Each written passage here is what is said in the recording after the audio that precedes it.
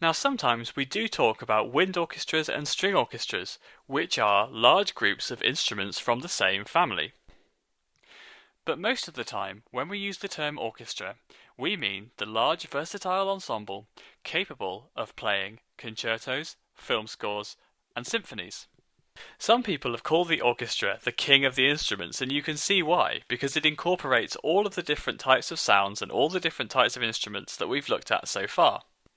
Seeing all those instruments on stage can sometimes be a little bit overwhelming, but if we learn a little bit more about how those instruments are arranged and the sorts of jobs they generally tend to perform in orchestral music, we can get a better grasp of how the whole ensemble works. So I'm going to describe the positions of the various groups of instruments in the orchestra from the point of view of the conductor. The conductor of an orchestra is really easy to spot. He's the guy at the front waving his arms around and kind of running the show. It's worth actually having a quick moment to talk about what the conductor actually does. Conducting an orchestra is one of the hardest jobs anyone can choose to do in music because it takes a huge amount of knowledge of not only the music that you're playing, but also the huge numbers of instruments that make up the orchestra. It's the conductor's job to organise and run the rehearsals, so normally his or her job to rehearse the music and choose which bits the ensemble is going to practice, and also try and shape the musical performance. Obviously, everyone in the orchestra will have ideas about how they'd like to play their parts and how the music should go, but it's the conductor's job to kind of bring all this together and lead the orchestra in their artistic interpretation of the music that they're playing. So what we see the conductor doing, waving his arms around during a performance of an orchestral piece, is only a small part of what his work actually is. During a performance, those movements that the conductor's making is doing actually a number of different things. He can slow the music down or speed the music up, encourage a particular part of the orchestra to play a bit louder or drop their dynamic level to allow a different group of the orchestra to come through.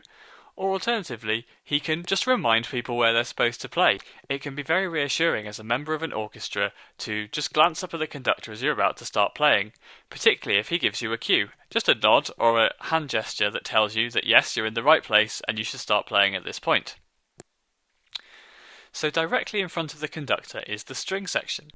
The size of the string section, like lots of parts of the orchestra, depends on the type of music being played.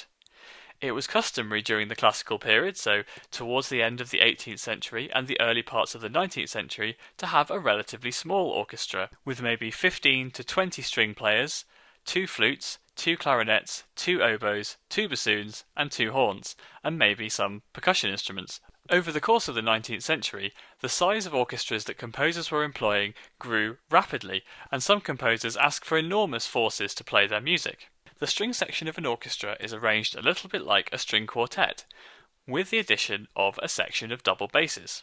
Normally, close to the conductor's left hand is the first violin section. The first violins often end up playing most of the melodies that the string section performs. And if you play first violin in an orchestra, you have to be comfortable going right up to the extremes of pitches that the violin can produce. Lots of composers choose to write very high notes for the first violins. Moving round in a clockwise direction from the first violins are the second violins. This group of violins is just as important as the first, and sometimes doubles the melodies being played by the first violins, or alternatively plays an accompaniment part. Carrying on round the circle is the viola section. Now, violas have often got a lot of stick in the past. This is because, traditionally, viola players were the violinists who couldn't quite get their fingers around the difficult music that composers would write for them. However, I'm a viola player and I don't feel like that at all. I actually just thought the viola was a really nice sounding instrument, and the notes it produces sit happily between the cello and the violin. I also think playing viola in an orchestra is a really fascinating thing to do. Violas tend to sit right at the heart of the orchestra, and so we get a really good view of everything that's going on. Violas also tend to play quite a lot of filling in parts in orchestral textures. And because of this, I always think it's how good the viola section is that defines how good a string section will be. The violas often provide the warmth and richness that we come to identify with a string section. And so the violas are definitely not to be overlooked. Looking after the lower notes are the cellos and basses. Often, these two sections work together. But also there are lots of occasions in the orchestral music repertoire where the cellos get to shine. The opening to the William Tell Overture is a really good example of this. You could say that the string section is like the bread and butter of the orchestra. It tends to be there most of the time, either supporting the rest of the players or leading the performance. But through the use of wind and brass and percussion instruments, composers are able to add a huge range of extra sounds and textures and interest to their music. Let's have a look at how wind instruments are used in an orchestra. Compared with the strings, there aren't as many wind instruments in a normal orchestra. And actually, each wind player can consider him or herself a soloist. Most of the time, wind players play independent lines that no one else is playing. Normally, a wind section is arranged in 2 rows. On the front row, and to the left of the conductor as he's looking at the orchestra, are the flutes. Straight in front of the conductor, and to the right-hand side, are the oboes. The oboes have quite an important job, as the principal oboe is likely to give the tuning note to which the rest of the orchestra will tune their instruments. Most of the time, this is an A at a pitch of 440 Hz. This means that the air inside the oboe is vibrating 440 times a second. So when we say the principal oboist, what we mean is the principal player of that section.